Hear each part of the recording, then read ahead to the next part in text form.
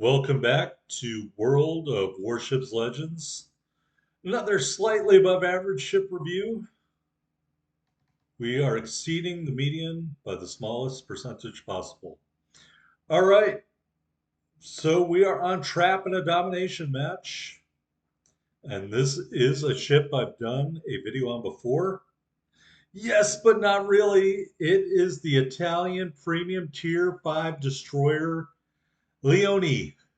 I will refer to it as Leone instead of Leone, so we're not confused between the Leone and the French tech tree battleship. You can see we are down tier, so if you wanted a better test of the Leone's capabilities, I don't think you're going to get anything better than this match. In the interest of full disclosure, due to the recent BS that War Gambling pulled with the treasure hunt. The only reason I bought this ship, it was on sale for 7,200 doubloons. That's the only way I would ever recommend buying this ship is if it is on sale for 8,000 or less doubloons. Is it even worth the 7,200 doubloons? Well, I will leave that up to you, my loyal viewers, to decide. This is the very first game I played in the Leone. It's being recorded on September 5th. This video will probably air on September 9th or 10th. 6, 7, 8, 9, 10. Yeah, it'll air on Friday. So, I mean, this is as fresh as it can get post concealment nerf for you to decide if this ship is worth it. However, I don't believe it's on sale anymore. Really, I was just trying to get the Shinonome. And by reducing the amount of ships left in the treasure hunt treasure chest, I got my chances of getting the Shinonome up to 33%. The other ships that were left for me um, to draw from were the DeGrasse, French Tier 5 Premium Destroyer, and the Duca d'Aosta, Italian Tier 5 Premium Destroyer. And when do you know it? The one I wanted the least is the one I ended up with. So I have the Duca in the port. I may never even take it out. Who knows?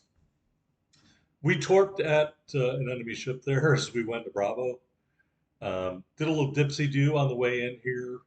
Just decided the smaller opening to Bravo was a better choice. All right, so we're chilling out. As you can see, our detectability 5.4 kilometers. The Italian destroyers do not have a concealment commander, probably won't get a concealment commander, won't have access to fragile threat. So this is pretty much the best you're going to get. It may be 5.3 if you have Bay maxed out. I don't have Bay maxed out. I have 16.3. I just wanted to say BS Wargaming. It is BS that you nerfed fragile threat from 10% to 8%, but did not reduce the hit point penalty from 10% to 8%. That's BS. It's still 10%. I think they are trying to get people to stop using fragile threat by making it unpalatable. And it certainly would be unpalatable for me for anything but Japanese destroyers at this point.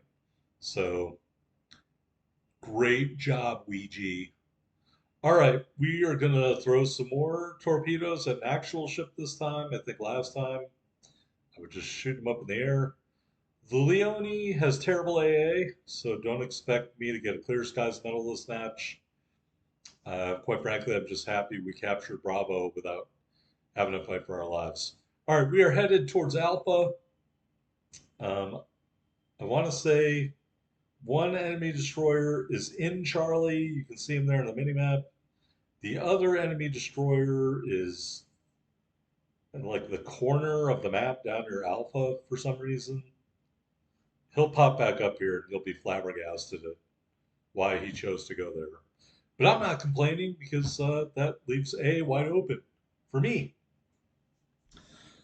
We are going to go over the ship loadout and the commander skill choices and whatnot. Um, after this game, so fear not. There's the destroyer, the red destroyer. Maybe he's trying to dock at that island. I don't know. I don't know what he's doing over there. I know what we're doing. We're avoiding this little sandbar here. Don't run into that. It is not very visible. It's right at the water line. Don't run into the sandbar. And that's probably something I would do when I was being chased by like 5 ships all shooting at me. We are going to turn a little bit. I'm going to use this island as cover. So while we're doing that, while we're doing this mundane task of capping alpha, I talked all about the bad things about the Leone in my previous video. Is the Leone worth 10K? The answer to that is no. Let's talk about the good things about the Leone. Well, it has 11-kilometer torpedo range. That's a good thing. Even though it only has 2x2 torpedo launchers, they reload in just 47 seconds. That's a good thing. And here's another good thing. Watch me go from full throttle to stop and watch how quickly the Leone comes to a stop. And then I'm going to put it in reverse here. Look how fast this thing is in reverse. I want to say at one point, I think we're going 18 knots in reverse. This is mind blowing to me. This is like a hidden thing that no one knew about. Now, I would love it for Wargaming to put in that, not entirely truthful screen where they have the green things and the red things. Ship does this good, ship doesn't do that good. It should be like, the Leone is excellent at reversing. It is excellent. And now watch, we're going to go from full reverse to full throttle. And look how quickly this thing starts going forward. This is really amazing to me. I am really, really happy about that. So we're happy about the reload time of the torpedoes. We're happy about the torpedo range. We are really happy about how quickly this thing changes propulsion from full forward to full reverse and how quick it backs up. That's pretty cool. Not that that's going to affect the outcome of the match, but I'm just saying we're grasping at straws trying to find good things about the Leone here. All right, so right there you saw our main battery range is 11.1, our torpedo range is 11. I don't know if this Byron commander thought sitting in one place and shooting his guns all game is a good idea. I personally think it was a great idea. I forgot I was only launching 2 torpedoes. I have no idea why I did a widespread there. That made me feel dumb afterwards. But look, I mean, look on the bright side. We're already half a minute away from another set of 4 torpedoes. So I'm kind of trying to get close to the Byron here, and then I'm going to shift my view because I noticed what I thought was another ship getting even closer than the Byron, and that would be to the Colorado off the starboard bow. There it is. It is getting closer too. Obviously, very close in terms of torpedo range. We got to reload. We are going to give the Colorado the same torpedo arrangement we gave the Bayern. And then we're going to turn away because concealment, this ship, not so great. Ability to defend itself, not so great. While we're speaking ill of the Leone, again, really quickly, the guns were loaded in 9.5 seconds. There are 8 of them. They do 1,700 damage. So we divided 60 by 9.5, we get 6.3 and some change.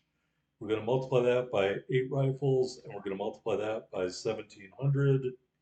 And we get a DPM for this ship of 85,894.7368.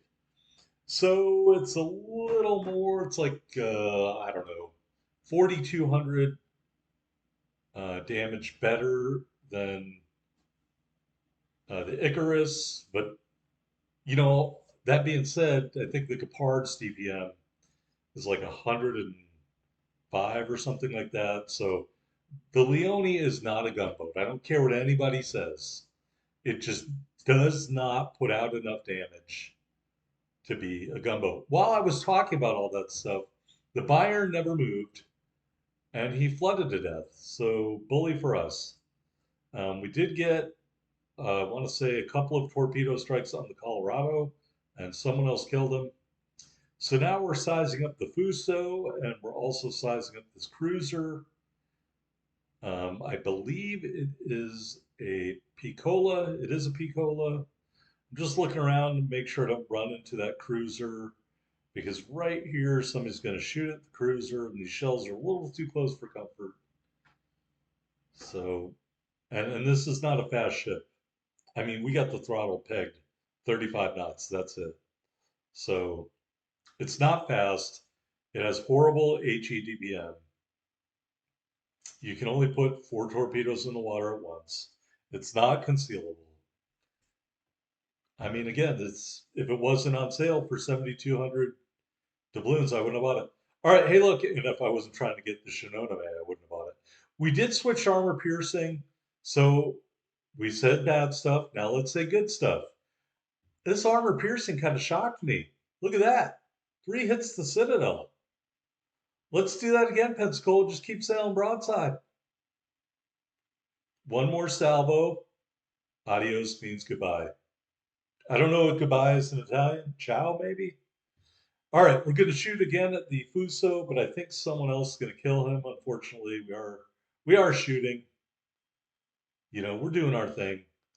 We're doing our best YOLO Emilio impression by hitting the exhaust smoke because those enemy planes were a little too close for comfort. The Fuso is dead. The exhaust smoke ran out. The plane spotted us. We're turning.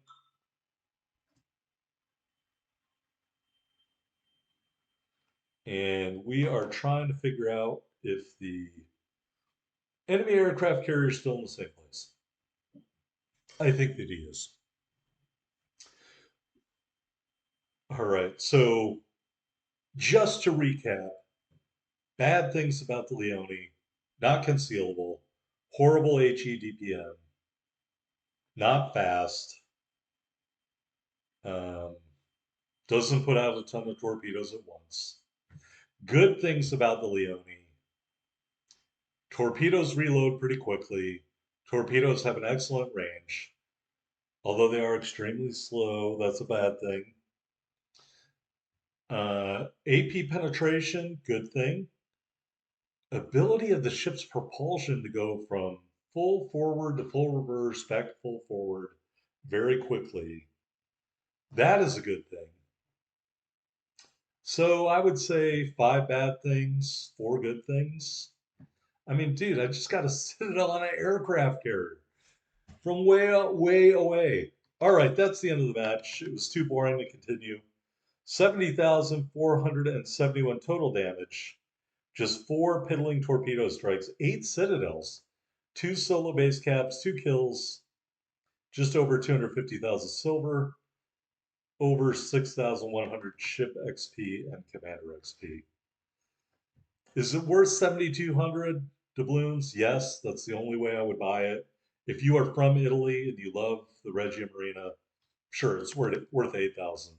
Is it worth 10,000? No. There we are at the top of the board, 2262 with our 2 big kills. Yep, so nice. I had to show it twice.